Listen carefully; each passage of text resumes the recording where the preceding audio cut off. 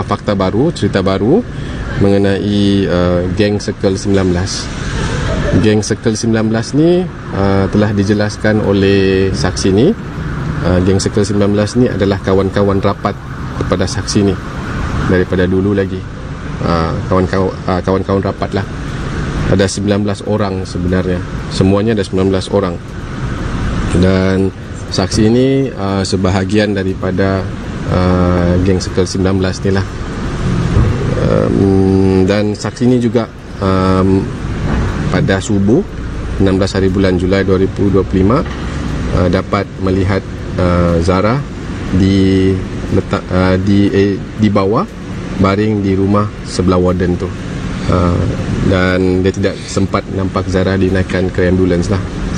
Dan selepas tu dia naik masuk ke bilik untuk bersiap ke kelas. Itu keterangan di ponan yang ke-13. Kami tanya sama ada dia tahu pasal geng Circle 19 ni. Dia cakap dia tahu. Bila kami tanya siapa-siapa dalam geng Circle 19 ni, dia mention lah satu-satu nama tu. Jumlah dia 19 orang. Timbulnya geng Circle 19 ni adalah kawan-kawan rapat. Begitu je lah. So geng 19 tu adalah senior atau kalangan tingkatan atau dia saja? Itu saya tak boleh bagi tahu. Itu saya tak boleh bagi tahu. Students tapi yang memang rapat. Memang rapat lah, kawan-kawan rapat lah. Cuma 19 orang. Semua sekali, yes. Dalam grup tu dan ada 19 orang lah. Sebab tu dipanggil Circle 19. Saksi ke-13 ni pun dia one of. Ya. Diorang ni kawan-kawan rapat. Itu words diorang punya nama tu kah? Ya, betul.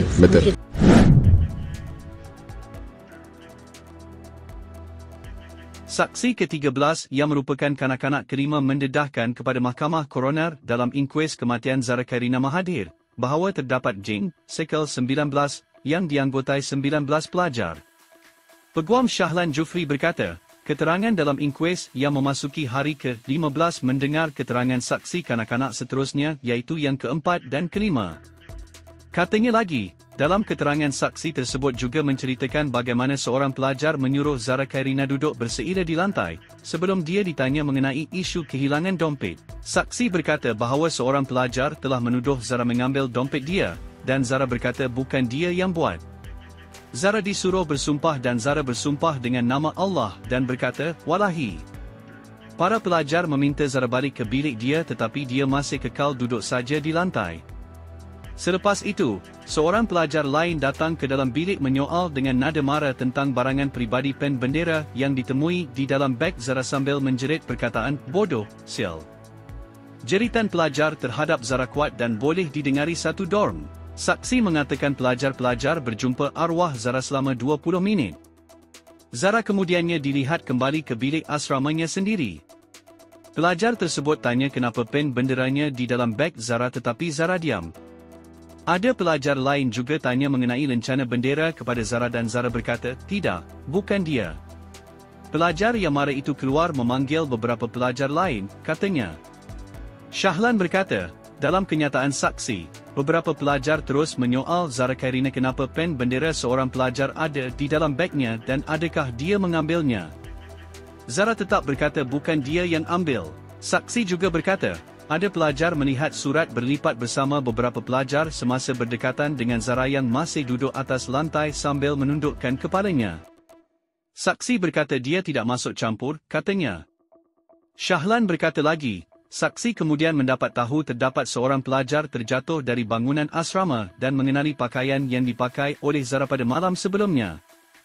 Saksi juga menegaskan bahawa sebelum kejadian, arwah Zara merupakan seorang yang ceria, peramah, dan tidak menunjukkan tanda-tanda masalah mental atau tekanan emosi, katanya.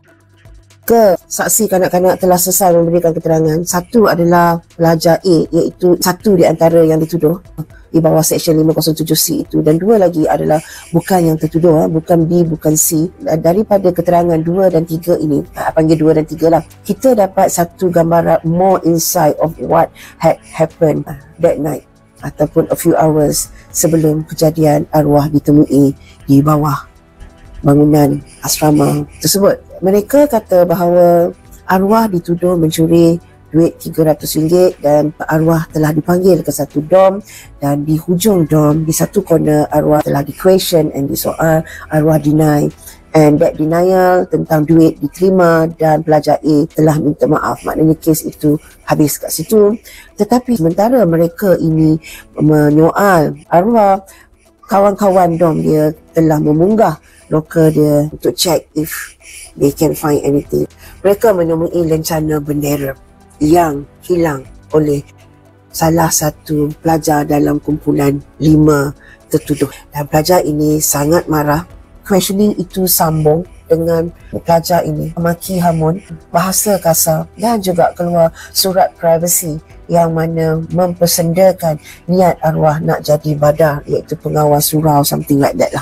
Sepanjang questioning tadi memang arwah menangis. Apabila surat ini dikeluarkan, tangisannya semakin kuat. Kedua-dua saksi ni kata selepas itu mereka bersurai, arwah menangis dan balik ke dom dia. Di sana dia juga terus menangis, yang mana kita boleh sambunglah saksi pelajar A hari itu kata tidak ada siapa pun comfort dia. Dia menangis sorang-sorang dan terus pergi ke bilik air. Mereka tak ada dengar sebarang physical abuse. Maknanya kedua-dua menyatakan cerita itu terhenti di situ.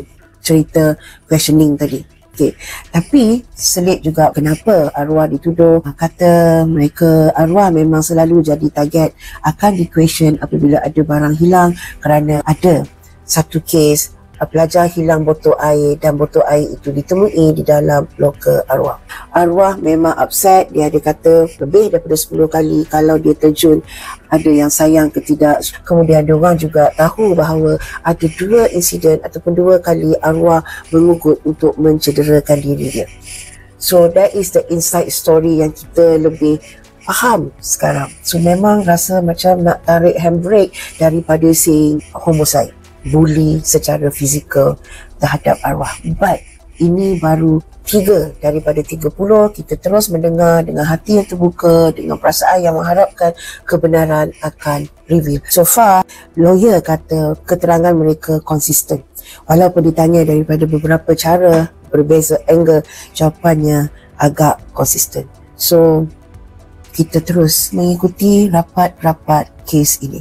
Teruskan berdoa, teruskan sedekah Fatihah kepada arwah. Semoga arwah tenang di sana. Saksi bawah umur menyatakan yang adik Zara kita ni dipanggil ke dom yang lain. Di situ beliau duduk di satu sudut dan dikelilingi oleh senior-senior.